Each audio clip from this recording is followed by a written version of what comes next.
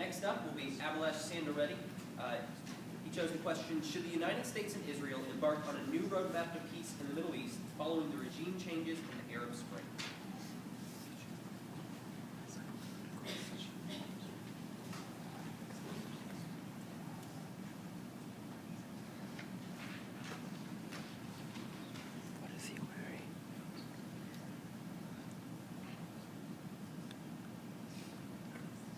Swiss Beats, the popular rapper in the United States, made a song called Money in the Bank.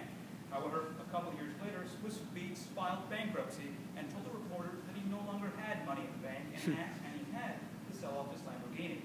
At the same time, it seems U.S. foreign policy often promises things that it cannot deliver, such as peace in the Middle East. So as concerned citizens who ask today's question, should the United States and Israel embark on a new road to peace following regime changes in the Arab Spring, we can see the answer is no, because peace in the Middle East, just like Swiss Beats having a sound bank account, is not possible. First of all, because Syria and Lebanon will continue to support terrorist organizations in the Middle East. Second of all, Iran will exert its influence in Palestine and become even stronger following the Syrian civil war. And perhaps foremost, Israel will not agree to any planned concessions because of Benjamin Netanyahu's aggressive and conservative policy.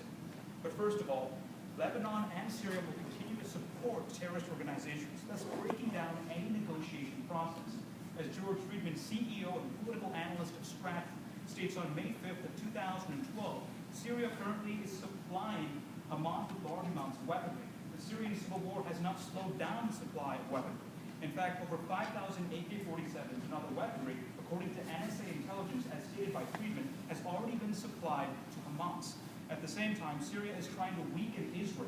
And according to Friedman, Syria does not want peace in the Middle East because continuous oppression on the Muslims living in Palestine, especially in the Golan Heights and the West Bank, gives Syria and Lebanon a reason to hate Israel and allows Iran at the same time, which is a dominating factor in the Middle East, to support its nuclear program and gain international legitimacy.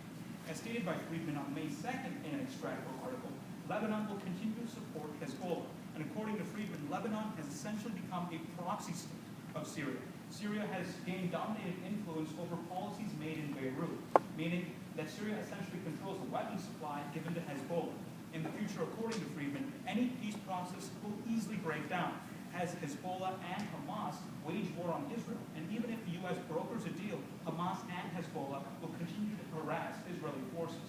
And as a result, according to Irving Kuhn in Foreign Affairs on March of 2012, Benjamin Netanyahu and the Conservative Party will easily back out of the peace process. At the same time, The Economist states on May of 2012 that Mahmoud Abbas, the leader of the Palestinian Liberation Organization, is weakening in power, and the PLO's priority right now is peace. But more people are flocking from the PLO to Hamas and Hezbollah, and Hamas and Hezbollah are becoming stronger organizations. And as The Economist points out, both organizations do not want peace in the Middle East. At the same time, within the Middle East, Iran is gaining power and will become even more powerful as the Syrian civil war continues. As George Friedman points out on a May 7th of 2012 article, the Syrian civil war has basically isolated Syria from the rest of the world. Al-Abbas and other leaders in Syria are massively losing power and their relationships with the other world, as over 12,000 citizens were massacred in the last 3 months. This basically leaves Syria alone. But as The Economist points out on May 7th of 2012, the only country that is supporting Syria right now is Iran.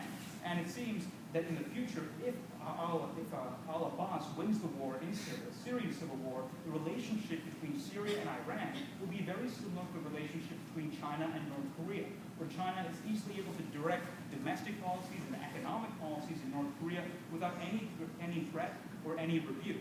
It seems that Iran will gain a very powerful share of Syria if al-Assad gains large power in Syria.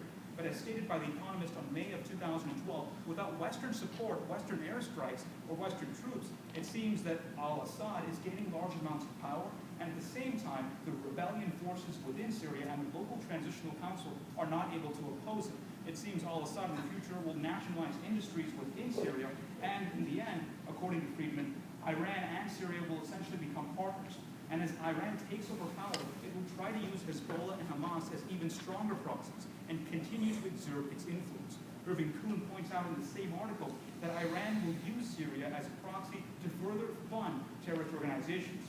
At this point, the Conservative Party within Israel, the Likud Party, will most likely oppose any kind of peace plan and will be extremely cynical of Syria's policies or Lebanon's policies, believing that those policies are simply derogatives or doctrines from Iran itself.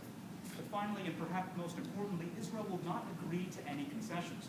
As the Jerusalem Times states on May 7th of 2012, Israel has maintained a policy of buffer states, using the West Bank and the Golan Heights as buffer states. Israeli foreign policy has changed because it essentially is trying to use the buffer states of the West Bank and the Golan Heights to defend itself.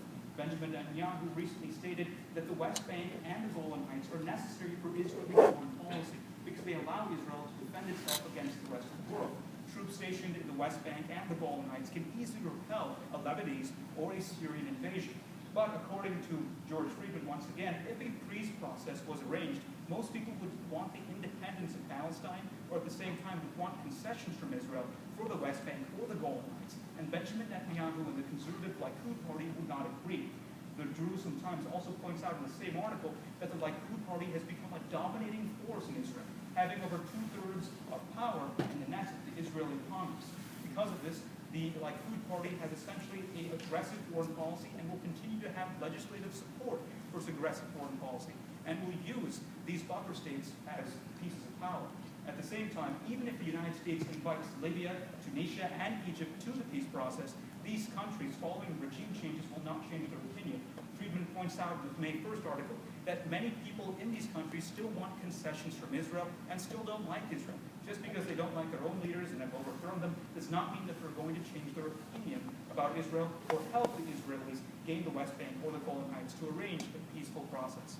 So when we come back to today's important question, should the United States and Israel embark on a peace road trip to arrange peace in the Middle East following the regime changes in the Arab Spring? The answer is no, because peace is not possible. Because Syria and Lebanon will fund terrorist organizations. Second, but also importantly, peace is not possible because of Iranian influence. And finally, but perhaps foremost, Israel will not make concessions. So just like Swiss Beach, the United States and Israel should not make lies that it cannot